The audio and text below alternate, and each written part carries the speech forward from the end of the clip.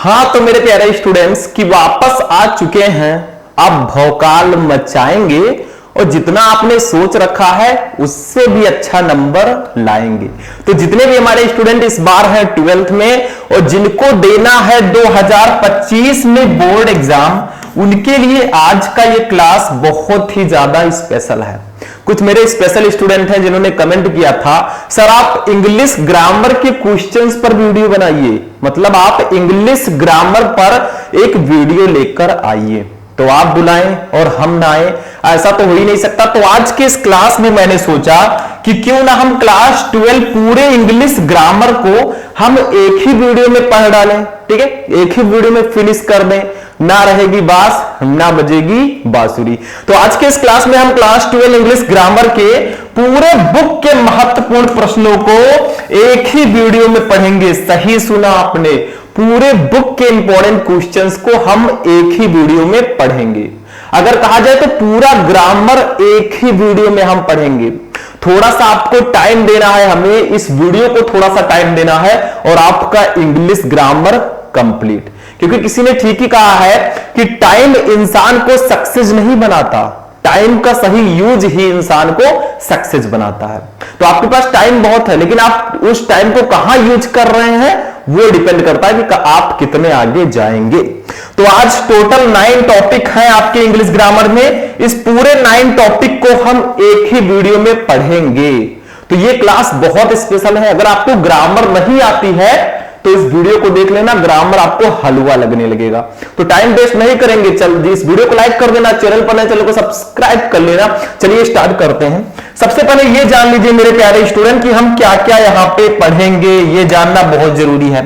सबसे पहले हम पढ़ेंगे डायरेक्ट एंड इनडायरेक्ट नरेशन। इस टॉपिक को हम पढ़ेंगे कि डायरेक्ट से हम इनडायरेक्ट में कैसे कन्वर्ट करें। फिर हम पढ़ेंगे सिंथेसिस ऑफ सेंटेंसेस। सभी टॉपिक के हम 2-2 क्वेश्चन पढ़ेंगे, ये भी ध्यान रखना। ठीक है, आगे आगे मैं आपको पढ़ाऊंगा, लेकिन अभी 2-2 क्वेश्चन पढ़ेंगे।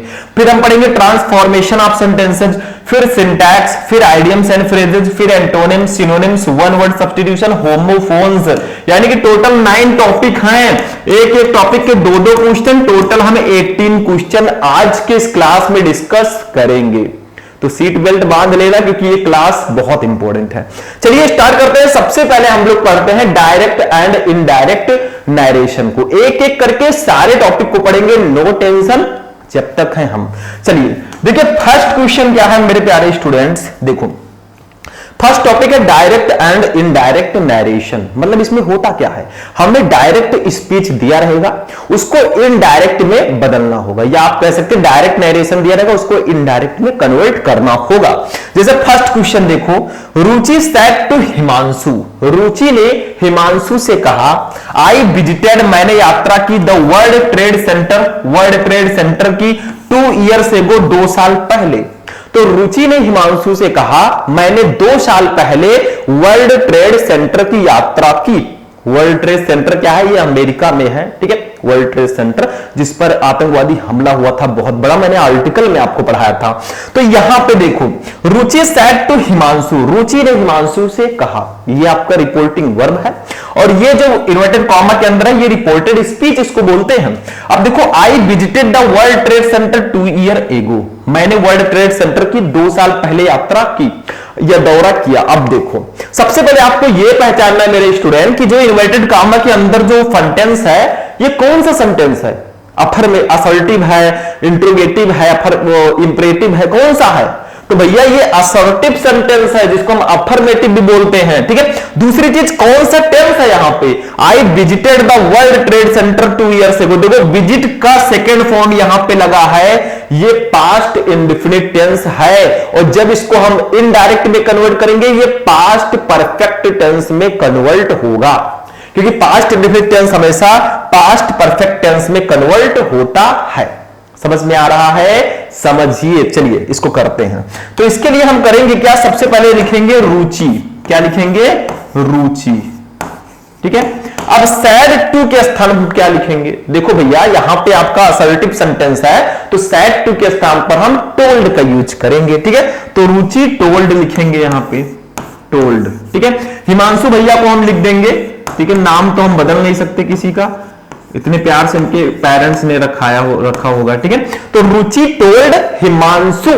अब चूंकि ये असर्टिव सेंटेंस है तो बीच में हम कंजक्शन दैट का यूज करेंगे। देखो भैया, आपने अगर इसका रूल पढ़ रखा है तो बहुत अच्छी बात है, नहीं पढ़ रखा तो जैसे मैं समझा रहा हूं वैसे समझना है। अगर आप लोग सर्च करेंगे direct and indirect narration Shubham lecturer, पूरा डायरेक्ट इनडायरेक्ट मैंने एक ही क्लास में आपको पढ़ा दिया है, ठीक है। बीच में लगाएंगे हम लोग दैट। अब देखो मेरे स्टूडेंट, यहां पे आई है फर्स्ट पर्सन का प्रोनाउन। देखो फर्स्ट पर्सन का प्रोनाउन हमेशा सब्जेक्ट से, सेकंड का ऑब्जेक्ट से बदलता है, थर्ड पर्सन में नो चेंज। तो फर्स्ट पर्सन का प्रोनाउन आई है, ये बदलेगा सब्जेक्ट से। सब्जेक्ट है रुचि। अब रुचि जी जो है ये फीमेल है, तो इनके लिए हम सी का यूज करेंगे। अगर यहां पे मोहन भैया होते तो हम यहां पे ही का यूज करते। समझ में आया? तो ये आई आपका बदलेगा रुचि से, क्योंकि फर्स्ट पर्सन का प्रोनाउन है आई, और आई बदलता है हमेशा सब्जेक्ट से। मैंने यहां पे बता दिया है, फर्स्ट पर्सन का प्रोनाउन सब्जेक्ट से, सेकंड का ऑब्जेक्ट से, थर्ड में नो चेंज। तो यहां पे आई के जगह पर हो जाएगा सी। अब चूंकि आपका ये पास्ट इंडेफिनिट टेंस है, ये बदलेगा पास्ट परफेक्ट टेंस में। तो यहां पे पास्ट परफेक्ट टेंस में हम यूज करते हैं हैड का। क्या? हैड का यूज करते हैं, वर्ब का थर्ड फॉर्म। तो सी हैड विजिटेड। देखो मैं पूरा प्रयास कर रहा हूं कि आप लोग बहुत ही अच्छे से इसको समझ सके, ठीक है। समझ रहे हैं, बहुत अच्छी बात है। नहीं समझ रहे तो आगे मैं आपको बताऊंगा, नो टेंशन, ठीक है। विजिटेड, ठीक है। द ऐसे लिखेंगे, द वर्ल्ड ट्रेड सेंटर भी हम ऐसे लिखेंगे, वर्ल्ड ट्रेड सेंटर, ठीक है। क्या लिखेंगे? सेंटर। अब टू को भैया टू ही रहने देंगे, ईयर्स को हम ईयर्स ही रहने देंगे, ठीक है, कोई दिक्कत नहीं है हमें। और एगो बदल जाएगा बिफोर में। अगर आपके डायरेक्ट स्पीच में एगो है तो जब वो इनडायरेक्ट में बदलेगा तो बिफोर में कन्वर्ट हो जाएगा। समझ में आया? मैं बहुत स्लोली समझा रहा हूं ताकि आपको समझ में आया, आप बिगिनर हैं। तो क्वेश्चन था, Ruchi said to Himanshu, I visited the World Trade Center 2 years ago। यानी कि रुचि ने हिमांशु से कहा, मैंने 2 साल पहले वर्ल्ड ट्रेड सेंटर का दौरा किया या की यात्रा की। तो मैंने कैसे बदला? देखो ये आपका असर्टिव सेंटेंस था प्लस आपका पास्ट इंडेफिनिट टेंस था। तो रुचि सेड टू के स्थान पर टोल्ड लगेगा, हिमांशु रहेगा, बीच में कंजक्शन दैट लगेगा, ये असर्टिव में होता है। आई बदलेगा रुचि से, रुचि के लिए हम सब्जेक्टिव केस सी का यूज करेंगे क्योंकि रुचि जी फीमेल है। सी ये आपका पास्ट इंडेफिनिट टेंस था, जब इसको मैंने इनडायरेक्ट में बदला, ये पास्ट परफेक्ट टेंस में कन्वर्ट हुआ। पास्ट परफेक्ट टेंस में हम हैड वर्ब का थर्ड फॉर्म लिखते हैं, तो had visited the World Trade Center 2 years एगो बदल जाएगा बिफोर में। समझ में आ गया? मैंने पूरा ट्राई किया, अब इससे ज्यादा ट्राई हम नहीं कर सकते। आपको रूल पढ़ना है, अगर आपने रूल पढ़ रखा है बहुत अच्छी बात है, उनको तो ये समझ में आ चुका होगा। अब चलिए आगे बढ़ते हैं, ठीक है। निरंतर प्रैक्टिस करते रहिए, इसको नोट कर लीजिए आप लोग, मैं साइड में हो जाता हूं, ठीक, स्क्रीनशॉट ले लीजिएगा। चलिए आगे बढ़ते हैं। क्वेश्चन को जो मैं बता रहा हूं, जो स्टूडेंट ध्यान से समझेंगे भैया उनका काम हो जाएगा, ठीक है, और जो नहीं समझेंगे अच्छे से उनका काम नहीं होगा। दूसरा question, her father said to me, उसके पिताजी ने मुझसे कहा। क्या कहा? डू यू नो, क्या तुम जानते हो, वेयर प्रेम इज, कि प्रेम कहां है। तो उसके पिताजी ने मुझसे कहा कि क्या तुम जानते हो प्रेम कहां है। अब आप लोग कहेंगे सर जी यहां पे डू यू नो लगा है, फिर वेयर लगा है, तो वेयर तो आगे होना चाहिए। देखो ये दूसरा वाला वेयर है, इस वेयर का मतलब होता है कि कहां, और इस वेयर के बाद हम डायरेक्ट सब्जेक्ट को लिखते हैं, ना कि हेल्पिंग वर्ब को। ये वेयर दूसरा वाला है, इसका मतलब होता है कि कहां, कहां नहीं कि कहां, ठीक है। तो ऐसा भी होता है। तो her father said to me, उसके पिताजी ने मुझसे कहा, do you know where prem is, क्या तुम जानते हो प्रेम कहां, कि प्रेम कहां है। देखो कि प्रेम कहां है, कि कहां आ जाना चाहिए, ठीक है। तो देखो इसको कैसे कन्वर्ट करेंगे, हर को हम हर ही रहने देंगे भैया, फादर जी को फादर ही रहने देंगे, ठीक है, हर फादर। अब यहां पे पहले बताओ, जो इन्वर्टेड कामा के अंदर आपका रिपोर्टेड स्पीच है, ये कौन सा सेंटेंस है? क्या ये असर्टिव है? नहीं। क्या ये इंपरेटिव है? नहीं। ये इंट्रोगेटिव है, क्योंकि यहां पे आपका हेल्पिंग वर्ब आगे आया है, ये इंट्रोगेटिव होगा। दूसरी चीज, ये कौन सा टेंस है बताओ, जल्दी बताओ। डू लगा है भैया, ये प्रेजेंट इंडेफिनिट टेंस है, जब इसको इनडायरेक्ट में बदलेंगे पास्ट इंडेफिनिट टेंस में कन्वर्ट होगा। दैट्स अ सिंपल, ठीक है। तो इसको कैसे बदलेंगे, हर फादर। अब देखो अगर इंट्रोगेटिव आपका रिपोर्टेड स्पीच होता है तो हम सैड टू के स्थान पर या तो आस्क्ड का यूज करेंगे या फिर इंक्वायर्ड ऑफ का यूज करेंगे। तो हम आस्क्ड का यूज कर देते हैं। दूसरा भी आपके पास ऑप्शन है, आप इंक्वायर्ड ऑफ का भी यूज कर सकते हैं, इंक्वायर्ड ऑफ। ठीक है, दोनों में से किसी का भी यूज कर सकते हैं। मैं इसको इरेज करता हूं, इसको आप नोट कर लीजिएगा। तो हर फादर आस्क्ड मी, ठीक है। अब एक चीज और ध्यान रखना भैया, ये आपका इंट्रोगेटिव है, इंट्रोगेटिव में हम दैट का यूज नहीं करते, ये ध्यान रखना। यहां पे हम इफ या वेदर का यूज करेंगे, ठीक है, मतलब रिपोर्टिंग और रिपोर्टेड स्पीच को जोड़ने के लिए इफ या वेदर, तो हम यहां पे इफ का यूज कर देते हैं। दूसरा आपका वेदर भी यूज कर सकते हैं, देखो मैं लिख देता हूं, ये ऑप्शनल है, दोनों में से आप किसी का भी यूज कर सकते हैं, ठीक है। ये वेदर है, इसको नोट कर लेना, ठीक है। ये देखो, ठीक, गायब। तो her father asked me if, ठीक है। अब यू है सेकंड पर्सन का प्रोनाउन, और मैंने बताया था फर्स्ट पर्सन का प्रोनाउन सब्जेक्ट से, सेकंड का ऑब्जेक्ट से, थर्ड में नो चेंज। तो सेकंड पर्सन का प्रोनाउन यू है, ये बनेगा मी से, क्योंकि मी यहां पे ऑब्जेक्ट है। देखो, her father said to me, उसके पिताजी ने मुझसे कहा। किसने कहा? उसके पिताजी ने। ये सब्जेक्ट है। किससे कहा? मुझसे, ये ऑब्जेक्ट है। तो कौन का प्रश्न करने पर या किसने का प्रश्न करने पर आपको सब्जेक्ट मिलेगा, किससे का प्रश्न करने पर आपको ऑब्जेक्ट मिलेगा। तो यू बदलेगा मी से। अब मी के लिए हम सब्जेक्टिव केस क्या यूज करेंगे? मी के लिए हम यूज करेंगे आई, ठीक है, गले में खराश, ठीक। तो यू के जगह पर हम यूज कर देंगे आई। ऐसा मत सोचिएगा कि भैया हम डू यू लगा है तो पहले हेल्पिंग वर्ब लिखे तब सब्जेक्ट लिखे, नहीं। आप अगर इंट्रोगेटिव सेंटेंस को आप बदल रहे हैं इनडायरेक्ट स्पीच में, तो आपको सब्जेक्ट लिखना है, मतलब इसको अफर्मेटिव टाइप में बना देना, असर्टिव टाइप में, ठीक है। तो यू बदलेगा मी से, तो आई हो जाएगा। ये प्रेजेंट इंडेफिनिट टेंस है, जब इसको इनडायरेक्ट में बदलेंगे पास्ट इंडेफिनिट टेंस में कन्वर्ट होगा। और पास्ट इंडेफिनिट टेंस में हम क्या करते हैं, देखो वर्ब का सेकंड फॉर्म लेते हैं। नो है, नो का मतलब जानना, तो न्यू कर देंगे।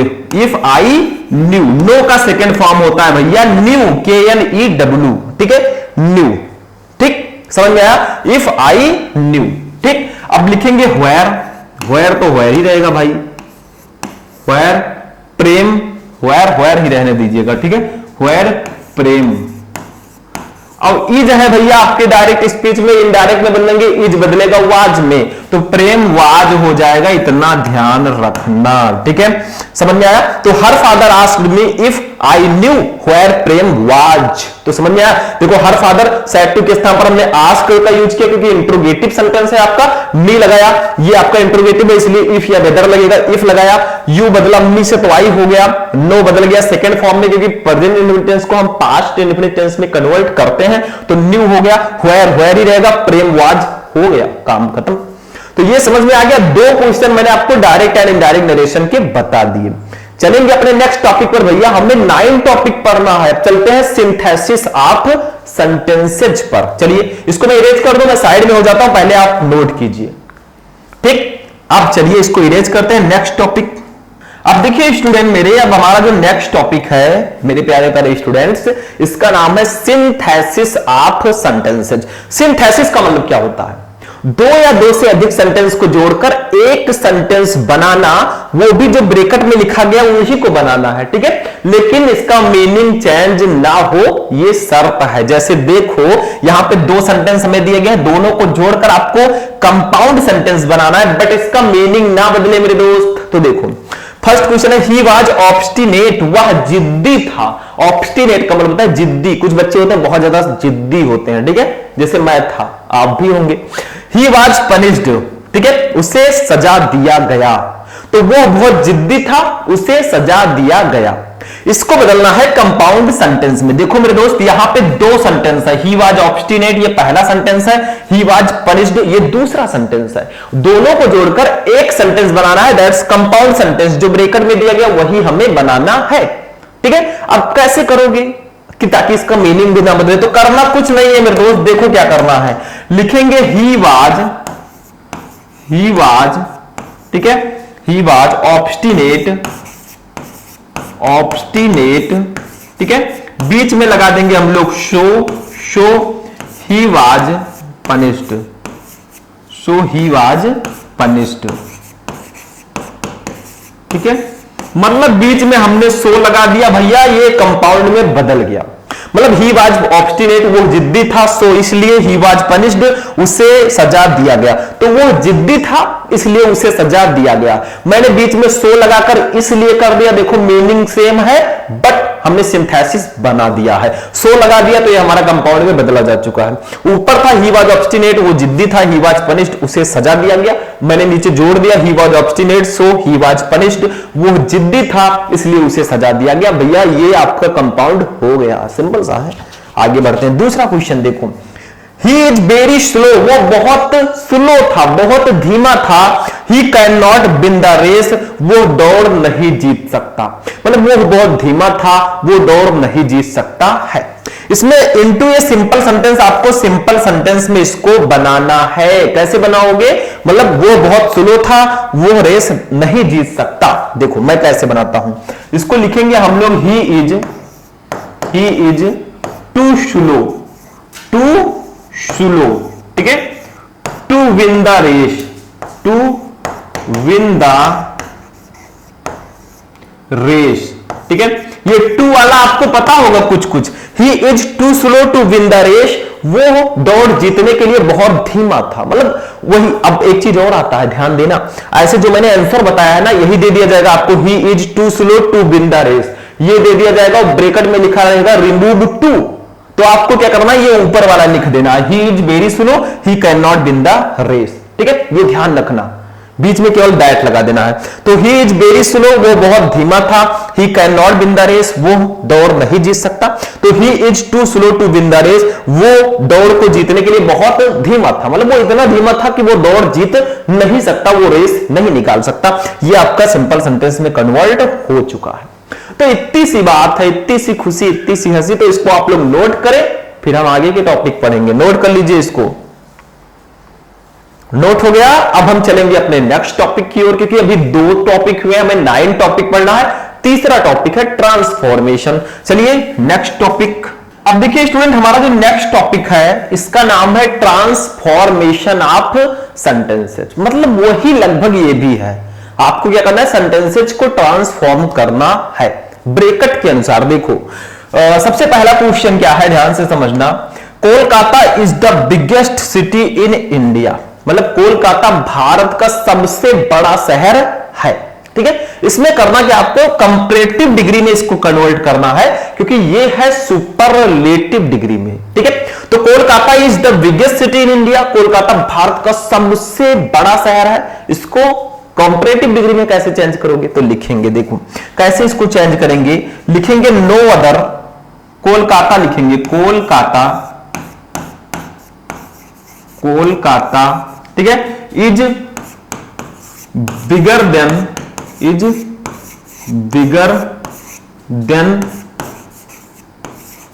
एनी अदर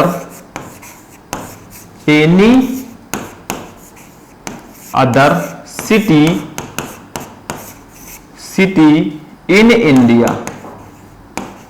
इन इंडिया, मतलब इसका क्या होगा, कोलकाता इज बिगर। देखो भैया सुपरलेटिव में बिग में EST लगा था, ये सुपरलेटिव था, यहां पे बिग में ER लगा है, ये कंपैरेटिव होगा। तो वैसे मैंने बना दिया Kolkata is bigger than any other city in India, मतलब कोलकाता भारत के किसी अन्य शहर, मतलब Kolkata is bigger than any other city in India, यानी कि कोलकाता भारत के अन्य कई शहरों से बड़ा है, ठीक है। तो ये आपका हो गया सुपरलेटिव से मैंने कॉम्परेटिव में कन्वर्ट कर दिया। यही होता है ट्रांसफॉर्मेशन, मतलब इसमें भी मीनिंग नहीं बदलना चाहिए। तो ऊपर था Kolkata is the biggest city in India, Kolkata Bharat का सबसे बड़ा शहर है। तो नीचे मैंने लिखा Kolkata is bigger than any other city in India, Kolkata Bharat के अन्य शहरों से बड़ा है, ठीक है, किसी अन्य शहर से बड़ा है। दूसरा देखिए क्या है, she did not help the poor man, उसने गरीब आदमी की सहायता नहीं की। इसको क्या करना है, पैसिव वॉइस में कन्वर्ट करना है भैया। अब एक्टिव पैसिव तो आप हाई स्कूल से ही पढ़ते आ रहे हैं, छोटे बच्चे तो हो नहीं आप लोग, ठीक है, हाई स्कूल से आप लोग एक्टिव पैसिव पढ़ते हुए आ रहे हैं। ये कौन सा टेंस है, कोई बता सकता है, कमेंट करो फटाफट, जिसको पता है कमेंट करो। She did not help the poor man, उसने गरीब आदमी की सहायता नहीं की। कौन सा टेंस है ये, देखो भैया डिड नॉट लगा है, ये आपका है पास्ट इंडेफिनिट टेंस। और पास्ट इंडेफिनिट टेंस को जब हम पैसिव वॉइस में बदलते हैं तो वाज बियर का यूज करते हैं प्लस वर्ब का थर्ड फॉर्म। तो यहां पे क्या है, उसने गरीब आदमी की सहायता नहीं की। अब जब हम पैसिव वॉइस बनाते हैं तो सबसे पहले ऑब्जेक्ट को लिखते हैं। इसमें ऑब्जेक्ट क्या है, द पुअर मैन, ये ऑब्जेक्ट है, ठीक है, तो इसको पहले लिखेंगे। क्यों ऑब्जेक्ट है? क्योंकि उसने गरीब आदमी की सहायता नहीं की। किसने नहीं की? उसने, ये सब्जेक्ट है। किसकी नहीं की सहायता? द पुअर मैन की। तो द पुअर मैन पहले हम लिखेंगे, द पुअर मैन। ठीक है, ठीक है। अब यहां पे लगाएंगे वाज। वाज क्यों लगाएंगे? क्योंकि भैया पास्ट इंडेफिनिट टेंस को अगर पैसिव वॉइस में बदलना है तो वाज बियर हम लगाएंगे। ठीक है, वाज के बाद नॉट लगाएंगे क्योंकि नॉट आपका लगा है, देखो वाज नॉट। ठीक है, फिर वर्ब का थर्ड फॉर्म लिखेंगे helped. Helped, was not helped. ठीक है, फिर बाय लगाकर हम इस सब्जेक्ट को लिख देंगे, हेल्प्ड बाय। अब सी नहीं लिखेंगे मेरे स्टूडेंट, सब्जेक्ट को नहीं लिखेंगे। सब्जेक्ट का एक केस होता है जिसे सी के जगह पर हर लिख देंगे। अगर यहां पे ही होता तो हम यहां पे हिम लिख देते, अगर यहां पे दे होता तो यहां पे देम लिख देते। तो the poor man was not helped bye हर। ठीक है, तो आपको करना क्या होता है, पहले ऑब्जेक्ट लिखना है, फिर हेल्पिंग वर्ब, फिर नॉट लगाना है, फिर वर्ब का थर्ड फॉर्म, फिर बाय लगाकर सब्जेक्ट लिख देना है। ये हो गया आपका, ये भी ट्रांसफॉर्मेशन कंप्लीट हो गया। ठीक, तो यही है ट्रांसफॉर्मेशन, सेंटेंसेज को ट्रांसफॉर्म करना। ठीक है, तो इसको मैं इरेज करूंगा, आप लोग पहले नोट कर लीजिए इसको। अब मैं इसको इरेज करता हूं, चलते हैं अपने नेक्स्ट टॉपिक पे। ठीक है, नेक्स्ट टॉपिक देखते हैं। अब देखिए स्टूडेंट, हमारा जो नेक्स्ट टॉपिक है, इनका नाम है सिंटैक्स। ठीक है, देखो सिंटैक्स का मतलब क्या होता है, करेक्शन ऑफ सेंटेंसेज। मतलब सेंटेंस में अगर कहीं गलती है तो उसको सही करके आपको लिखना होता है, इसी को बोलते हैं सिंटैक्स। ठीक है, तो देखो क्या है, फर्स्ट क्वेश्चन है, ऑलवेज स्पीक ए ट्रूथ। हमेशा सच बोलो, हमेशा सत्य बोलो। ठीक है, आपसे पूछा जा रहा है कि व्हिच वर्ड, किस शब्द में इन दिस सेंटेंस, इस सेंटेंस के इज एन एरर, यानी कि गलती है। यानी कि ऑलवेज स्पीक ट्रूथ, हमेशा सत्य बोलो, इसमें इस सेंटेंस में किस वर्ड में गलती है वो आपको बताना है। कौन सा वर्ड है इन चारों में से जिसमें गलती है? देखो, ए है ऑलवेज, बी है स्पीक, सी है ए, डी है ट्रूथ। भैया इसमें ए नहीं रहेगा, ये सी वाला ऑप्शन आपका सही होगा, क्योंकि आपसे पूछा जा रहा है कि इस सेंटेंस में किस वर्ड में गलती है, तो यहां पे ए में गलती है। क्योंकि ऑलवेज स्पीक ट्रूथ होता है, इसके बीच में हम ए नहीं लगाते, जब झूठ बोलना होता है तब ए लगाते हैं, टेल ए लाई। ठीक है, तो यहां पे ए नहीं रहेगा, इसीलिए ए में गलती है। नेक्स्ट क्वेश्चन देखो ध्यान से, समझना ध्यान से। दूसरा क्वेश्चन देखो, दूसरा क्वेश्चन है, Sardar Patel was one of the greatest man of India. यानी कि सरदार पटेल जी भारत के महानतम मनुष्यों में से एक थे। देखो, Sardar Patel was one of the greatest man of India, यानी कि सरदार पटेल भारत के महान व्यक्तियों में से एक थे। अब इसमें पूछा जा रहा है which word in the sentence is an error, इस सेंटेंस में किस वर्ड में गलती है वो आपको बताना है। तो भैया इसमें मैन में गलती है। देखो यहां पे रहेगा Sardar Patel was one of the greatest man of India, यहां पे मैंस रहेगा क्योंकि कई आदमियों में से एक थे, तो यहां पे मैंस रहेगा, तो यहां पे मैन में गलती है क्योंकि मैन के जगह पर रहेगा मैंस। बस इतनी सी गलती थी, हमारा हो गया सिंटैक्स। चलिए आगे बढ़ते हैं। नेक्स्ट टॉपिक हमारा है आइडियम्स एंड फ्रेजेस। हिंदी में आपने सुना होगा मुहावरे एवं लोकोक्तियां, वही इंग्लिश में होता है आइडियम्स एंड फ्रेजेस। ठीक है, इसमें क्या होता है देखो, फर्स्ट है the phrase on the when means, मतलब ऑन द वेन जो फ्रेज है इसका मतलब क्या होता है वही आपको बताना है। चार ऑप्शन आपके पास है, ए है इंक्रीजिंग, बी है डेवलपिंग, ठीक है, सी है डिक्रीजिंग, डी है स्ट्राइकिंग। तो भैया इसका मतलब होता है डिक्रीजिंग।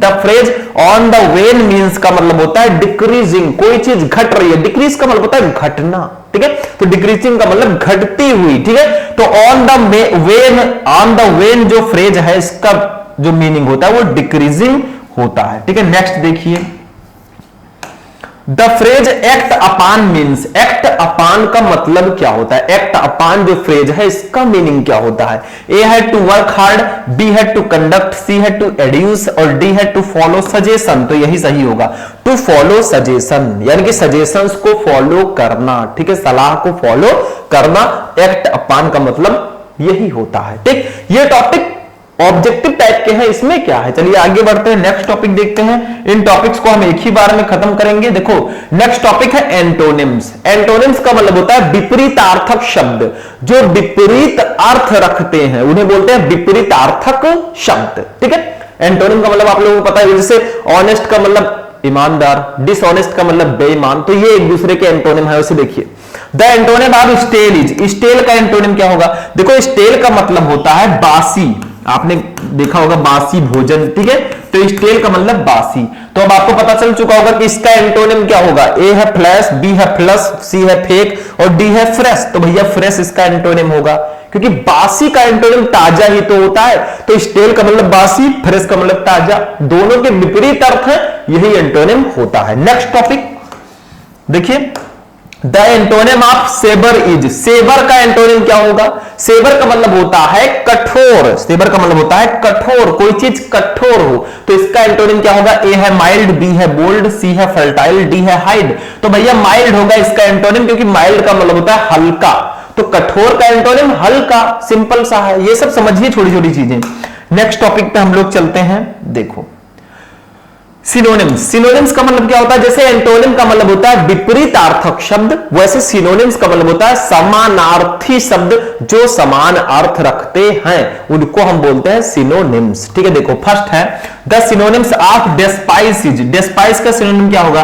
डेस्पाइस का मतलब होता है घृणा या नफरत बोलते हैं, मैं तुमसे नफरत करती हूं। ठीक है, ए है लव, बी है हेट, सी है रिस्पेक्ट, डी है सिलेक्ट। तो भैया इसका बी होगा हेट, हेट का मतलब भी घृणा होता है। देखिए दोनों वर्ड अलग अलग है, लेकिन इनके मीनिंग, इनका अर्थ समान है, तो इसी को बोलते हैं समानार्थी शब्द या सिनोनिम्स। ठीक है, दोनों का मतलब ही घृणा होता है। Next topic, next question, the synonyms of Frank is, Frank का सिनोनिम क्या होगा? फ्रैंक का मतलब होता है अस्पष्टवादी। ठीक है, क्या होता है? अस्पष्टवादी। ठीक, तो इसका ए है फूलिश, बी है वाइड स्पोकन, सी है सेमलेस, डी है कैंडिड। तो इसका कैंडिड होगा, कैंडिड का मतलब भी होता है अस्पष्टवादी, तो फ्रैंक का सिनोनिम्स कैंडिड। बस हो गया। अब नेक्स्ट टॉपिक पे चलेंगे, शायद हमारा 7 टॉपिक हो चुका है, direct indirect synthesis, transformation, syntax, idioms and phrases, antonym, synonym, 7 topic हमारा कंप्लीट। नंबर 8 पे चलते हैं, चलिए नेक्स्ट टॉपिक देखते हैं। अब देखिए स्टूडेंट, हमारा जो नेक्स्ट टॉपिक है इनका नाम है वन वर्ड सब्स्टिट्यूशन। हिंदी में बोले तो अनेक शब्दों के लिए एक शब्द। जैसे देखो फर्स्ट है एन इंक्लूजर, शायद 2 क्वेश्चन है, एक आपका ये है, हाँ 2 क्वेश्चन है। एन इंक्लूजर एक रखने की जगह फॉर ब्रीडिंग, यानी कि breeding, nursing, nursing and keeping, और रखने की आप बर्ड चिड़ियों को। ठीक है, तो जो चिड़िया होती है उसके रखने की जगह, उसके देखभाल की जगह और उसका जो उसके देखभाल और सारी चीजों की जो जगह होती है उसको क्या बोलते हैं? ठीक है, मतलब चिड़िया को जहां रखा जाता है, ठीक है, उसकी ब्रीडिंग की जाती है, नर्सिंग की जाती है, वो उसको क्या बोलते हैं एक वर्ड में? तो देखो ए है एपियारी, बी है एवायरी, सी है जू, डी है आर्मोडी। ठीक है, तो इसका राइट आंसर होगा option number B aviary. Aviary का मतलब होता है चिड़िया खाना। अब आप लोग कहेंगे सर जी जू भी हो सकता था, चिड़ियाघर। देखो चिड़ियाघर में बहुत सारे जानवर रहते हैं, यहां पे सिर्फ चिड़िया की बात की जा रही है ऊपर। ठीक है, an enclosure for breeding, nursing and keeping of bird, यानी कि पक्षियों के ब्रीडिंग, ठीक है, पक्षियों के रखने की जगह, ब्रीडिंग, नर्सिंग, ये सब करने की जो जगह होती है उसको एवायरी बोलते हैं, चिड़िया खाना जिसको बोलते हैं। ठीक है, तो बी ऑप्शन आपका सही होगा। देखिए नेक्स्ट क्वेश्चन जो हमारा है ये क्या है? दूसरा question, one who seize the dark side of a thing is called, यानी कि वन जो हु सीज जो देखता है, द डार्क साइड अंधेरे पक्ष को ऑफ ए थिंग चीजों का इज कॉल्ड कहलाता है, यानी कि जो चीजों के अंधेरे पक्ष को देखता है वो क्या कहलाता है? ठीक है, ए है ऑप्टिमिस्ट, बी है पेसिमिस्ट, ई है सॉरी सी है डार्की और डी है होपलेस। भैया पेसिमिस्ट कहलाता है। पेसिमिस्ट का मतलब होता है निराशावादी, जिसने सारी आशाओं को छोड़ दिया हो, उसको सब कुछ अंधेरा अंधेरा सा दिखाई देता हो। ठीक है, उसको हम लोग पेसिमिस्ट बोलते हैं। ठीक, नेक्स्ट क्वेश्चन देखते हैं। नेक्स्ट टॉपिक हमारा है, इसका नाम है होमोफोन्स, ये लास्ट टॉपिक हमारा होगा। ठीक है, लास्ट टॉपिक। फर्स्ट क्वेश्चन है द, फिर डॉट डॉट दिया गया, इस डॉट डॉट की जगह पर आपको इन चारों में से किसी एक को लाना है। तो the of mount Everest, mount Everest का इज है रियली, वास्तव में ये हीरोइक डीड। ठीक है, यानी कि एक वीरतापूर्ण कार्य। ठीक है, तो यहां पे आपको बताना है कि क्या भरा जाएगा इस फिल इन द ब्लैंक्स में। तो यहां पे ए है एसेंट, बी है एसेंट, सी है एसेंट, डी है नन ऑफ दिस। तो इसका राइट होगा आंसर होगा एसेंट। इस एसेंट को अगर हम यहां पे भर दें, देखो ध्यान से स्पेलिंग देख लेते हैं, एसेंट। ठीक है, इस एसेंट का मतलब होता है चढ़ाई। ठीक है। इस एसेंट का मतलब होता है चढ़ाई, मतलब चढ़ना, ठीक है। तो द एसेंट, चढ़ाई ऑफ माउंट एवरेस्ट की इज है रियली, वास्तव में ये हीरोइक डीड एक वीरतापूर्ण कार्य, ठीक है। हीरोइक डीड का मतलब होता है वीरतापूर्ण कार्य। तो माउंट एवरेस्ट की चढ़ाई एक वीरतापूर्ण कार्य है, ठीक है। यानी कि माउंट एवरेस्ट की चढ़ाई वास्तव में एक वीरतापूर्ण कार्य है, काम है, ठीक है। तो ये एसेंट को आप यहां पे ले जाके फिल कर देंगे, ठीक है। समझ में आया? बस आपको वही बता रहा होता है कि आखिर यहां पे होगा क्या। नेक्स्ट देखो, नेक्स्ट है द ब्लूजमिंग, यानी कि खिलते हुए फ्लावर्स, फूल, बियर, ठीक है, बियर थे एडिंग, बढ़ा रहे टू द ब्यूटी, सुंदरता को, ऑफ द अब यहां पे क्या बढ़ जाएगा? ई है एगोटिस्ट, बी है वेल, सी है एथिस्ट, डी है वेल, ठीक है। तो इसका राइट आंसर होगा वेल। इस वेल का मतलब होता है घाटी। तो इस वेल को अगर हम यहां पे लिख देंगे तो होगा द ब्लूजमिंग फ्लावर, खिलते हुए पुष्प, वियर एडिंग, वो बढ़ा रहे थे, टू द ब्यूटी, सुंदरता को, ऑफ द वेल, घाटी की, ठीक है।